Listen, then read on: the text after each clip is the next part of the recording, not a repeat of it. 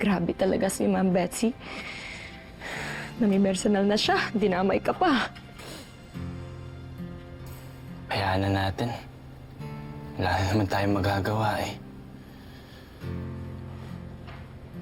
Saka sa supermarket lang naman ako aalis eh.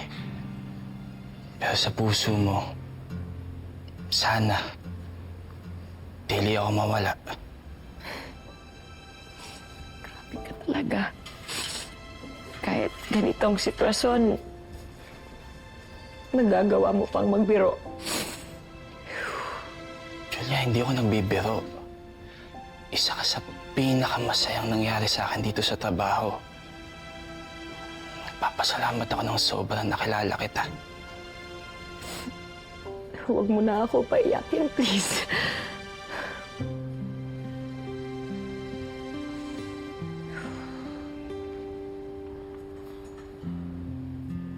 Langga,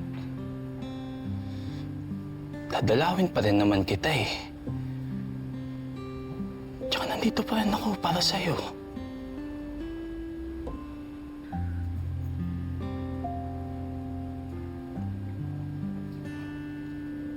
Alam mo,